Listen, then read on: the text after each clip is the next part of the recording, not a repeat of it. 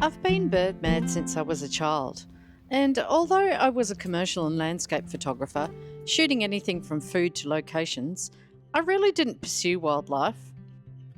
I told myself it was too hard and I didn't have the patience, but I felt myself being drawn in, and before too long, I was completely hooked. I set out to take great photos like the photographers I admired. I expected there would be a learning curve. My early attempts were pretty bad. I had all the enthusiasm, but no clue about what I needed to do to get a good shot. I thought it was just about finding the wildlife and it would all magically come together. Almost 2 years went past. I was improving, but I was getting frustrated with my slow progress. I had to dig deeper. I started to analyse what top-level photos had that mine didn't, and I came up with a list of ingredients that most great wildlife photos had in common. This list became a roadmap. Knowing what these ingredients were gave me a purpose, other than just trying to find something to shoot. I had a clear goal of what I was trying to achieve. Before I begin, I would like to mention that for every tip I'm giving in this video, there's hundreds of fantastic photos that do the exact opposite. These are not hard and fast rules, they're just recommendations on what is more likely to give you a winning shot. Let's dive in. We'll start with a really important element, the eye. Put an eye in a photo and it instantly becomes a focal point. You are drawn to it. You really want the eye to be nice and sharp. You can get away with a bit of blur in other places, as long as your eye is sharp. If you have a split screen feature in your post-processing, it's really useful for picking out your best and sharpest eye. Another desirable element is the eye catch, that little bit of reflected light.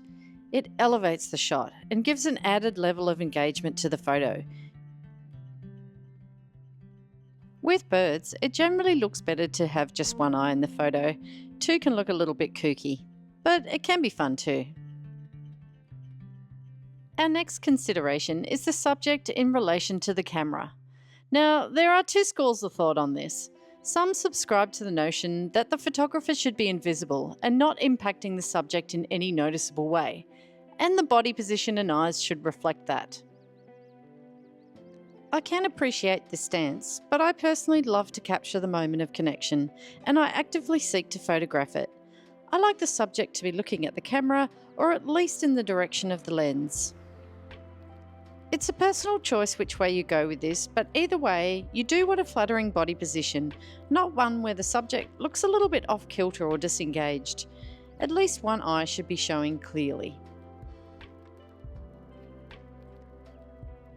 Let's move on to backgrounds. I heard a tip recently that stated, shoot the background, not the bird.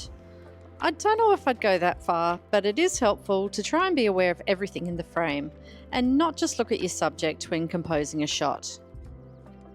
Taking in the whole frame also helps you to notice that little bit of something you might have missed in the background or foreground that can ruin the shot, like a blade of grass through the middle of your subject or a distracting element in the background. If you're aware of the whole frame, sometimes it's as easy as stepping to the left or right to fix it and get a better composition. A lot of nature photographers will only shoot with a clean background. I'm not one of them. I do love a good habitat shot, but I think it's important to have a uniform background and not a big mix of objects and forms. Habitat shots work best with a single element, such as one grass or leaf type. It avoids a busy and cluttered shot, but it still tells a bit of a story. But even a single element can still go wrong. You also want a second ingredient, separation between your subject and the background. This is where getting at eye level can help. By lying down, I was still able to get a cleaner background with some grass in it, keeping the viewer's attention where it belongs, on the bird. Another background issue is blue sky. You'll rarely see a blue sky background on a high-level photographer's portfolio. It's not bad, it's just a bit cold and uninteresting, especially when compared to a more dynamic background like clouds or distant hills and trees. There's less opportunity for storytelling. I try to move to where I have something warmer toned behind the subject instead. The next factor is my current sticking point: good light conditions. I'm often a bit hasty to get out with the camera, and there's usually only a short window of opportunity after sunrise and approaching sunset where you'll get that special moment. Stormy or overcast days can extend shooting time, but only if you're lucky. I'm usually disappointed with the results of photos taken in less than optimum light conditions. Post-processing can offer a bit of relief, but nothing beats beautiful natural light. The trick is to make the effort to consistently get out there at the right time. It's likely you'll be rewarded with a far superior shot to one taken in the middle of the day. Our final ingredient for a great shot is behaviour. Wildlife is always up to something, and although I do love a good bird on stick shot, capturing your subject doing something rather than just posing for the camera is definitely next level. Action shots connect viewers with the subject by showing them something they normally wouldn't see or may not have seen before. It gives your image so much more interest and appeal, painting a compelling picture about survival, family, and the natural world.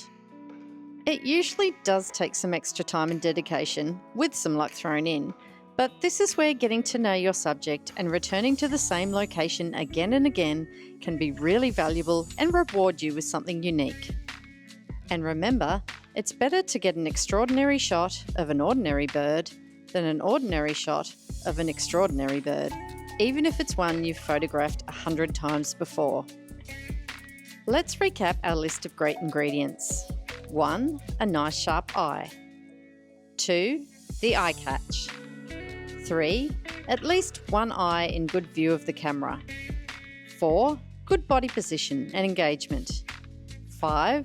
A clean or partially clean and uniform background. 6. Nice lighting. 7. Avoiding that blue sky. 8. Capturing behaviour or action. I try and keep these ingredients in mind whenever I'm out in the field. It gives me something to aim for, and I try to check at least 5 items off the list for a finished shot. If I do, it's usually a keeper. I hope you find that helpful. That's all for this video. Subscribe to my blog to receive my free short guide to getting great shots, including this list and more. I'll be sending it out to all my new members over at flyingparrot.com.au. Happy snapping and see you out there.